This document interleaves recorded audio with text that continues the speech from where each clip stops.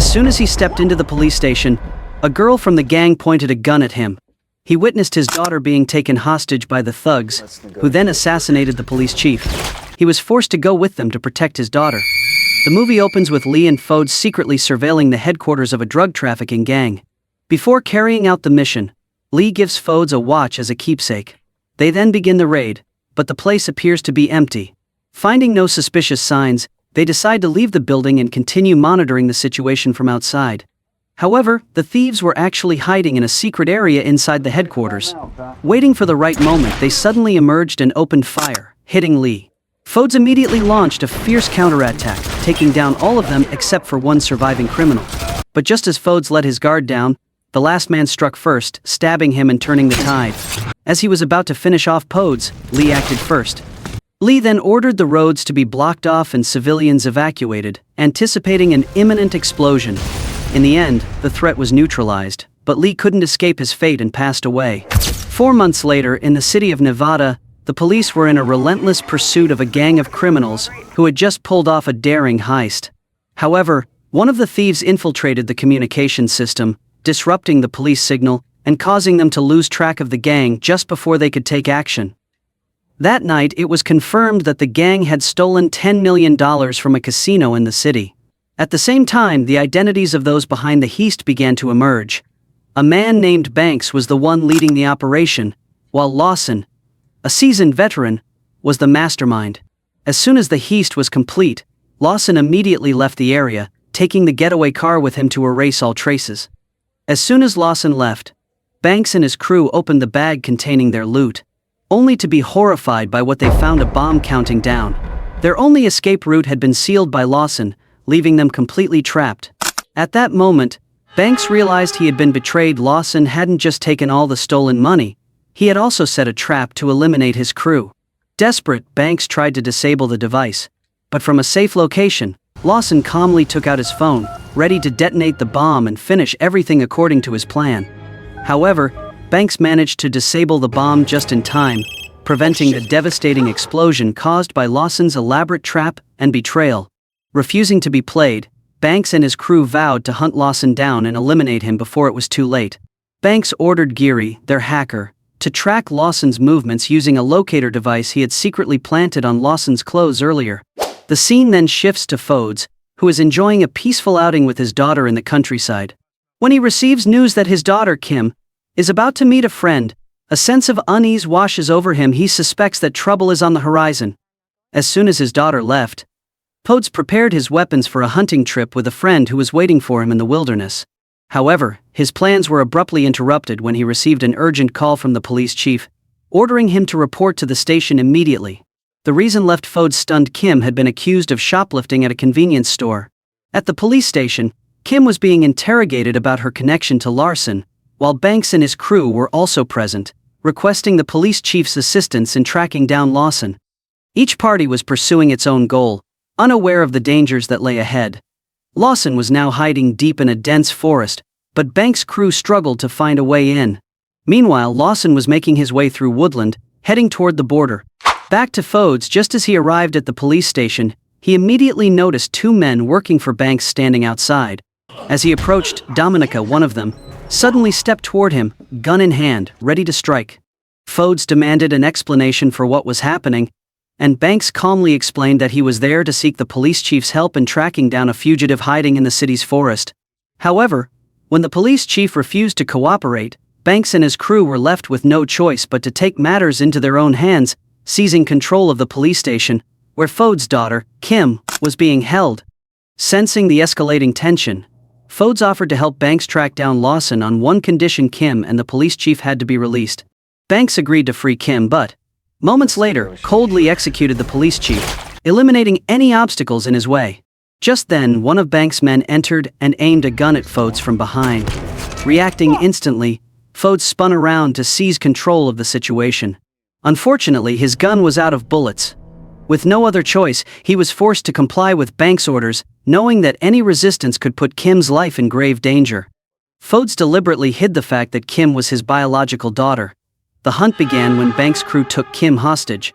They quickly located Lawson's car along with the tracking device he had used. However, This discovery also meant they could no longer track Lawson's movements through the forest. Kim was terrified by the criminals' threats, but her father reassured her that they would soon find a chance to escape during the journey. Fodes watched as Kim asked Dominika for permission to step away for a personal matter. However, not long after he heard her desperate cries for help, one of Banks' men was attempting to assault her. Rage exploded within him, and without hesitation, Fodes ruthlessly took down the attacker in a brutal manner. Realizing the chaos this act had caused within the group, Banks immediately ordered Jensen to eliminate Fodes and put an end to any potential threats. As Banks began to suspect the close relationship between Fodes and Kim, he decided to shoot Fodes. In a moment of panic, Kim instinctively called him Dad, immediately revealing the truth: the two were, in fact, father and daughter. Meanwhile, the hacker, who was used to working in the shadows, took advantage of the chaos to initiate a new coup. As the hunt intensified, he started complaining about exhaustion and the lack of water. Jensen was thoroughly irritated by the hacker's attitude, and, without hesitation, forced him to drink his own urine. This humiliating act enraged the hacker, sparking a fierce brawl between the two. Amid the chaos, Fodes spotted a rare opportunity and quickly urged Kim to run. However, Banks intervened just in time, threatening to kill them both if they dared to make another move. After a long day of walking, the group decided to rest, quickly falling asleep. Seizing the opportunity, Fodes quietly attempted to free Kim, but Jensen caught him just in time and delivered a harsh slap to his head. The next morning they resumed their pursuit toward the Canadian border, hoping to find Lawson there. Along the way, Fodes happened to spot a partially burned map, clear evidence that Lawson had used it to start a campfire. This subtle clue confirmed that he wasn't too far ahead. While sleeping in a tree, the hacker accidentally discovered the corpse of Fodes' friend, the one who had gone hunting in the forest earlier. After assessing the situation and confirming his friend's death, Fodes concluded that Lawson, a former member of Banks' crew, was the one responsible for the murder. They continued their search and eventually found Lawson slumped against a tree, looking exhausted and injured. Based on his condition, it was highly likely that he had fought with Fodes' friend before. Banks immediately interrogated Lawson about the stolen money from the heist. However, Lawson refused to answer and instead mocked the entire group, calling them a bunch of foolish thieves who had been easily deceived. His provocation enraged everyone, including Dominika, and they swiftly executed him. With Lawson dead, Banks and his crew gradually lost interest in searching for the money. But at that moment, Kim offered a suggestion: they should investigate the river near Lawson's possible hideout. There was a chance that he had hidden the money there. Kim deliberately made this suggestion to distract the group and delay the execution of her and her father, who were now considered worthless to the gang. Eventually they found the money, but it was perched precariously on the edge of a cliff, making it too risky for anyone to retrieve. Sensing an opportunity, Fodes quickly proposed a deal: he would go down and retrieve the money himself, but in exchange, they had to set Kim free. Banks flatly rejected the offer, insisting that he would only release Kim once the money was securely in his hands. After a grueling struggle to climb the steep cliffs of the ravine, Fodes finally managed to retrieve the money. However, the moment Banks got his hands on it, he opened fire on Fodes and Jensen before cutting the rope, causing the path below to collapse and sending them plunging straight into the deep abyss. As Banks was about to kill Kim, she suddenly revealed that she knew a way to escape the wilderness. Her words made Banks change his mind, deciding to keep her alive. Under Kim's guidance, the group left the dense forest. On the way, Giri, drawn to Kim's alluring appearance, approached her and hinted at wanting to start a relationship. However, Kim rejected him, causing Giri to become visibly angry. Giri immediately lashed out, brutally beating Kim, but Dominika quickly intervened, protecting her and taking him down. Fed up with Giri's antics, Banks and his gang decided to leave him behind. Meanwhile, Fodes was still alive.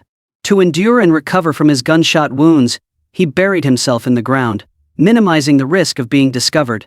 When he retrieved a backpack containing emergency supplies, Fodes found a crossbow, a weapon that could turn the tide in his favor. At the same time, Banks and the remaining gang members decided to take a break after a long, exhausting day.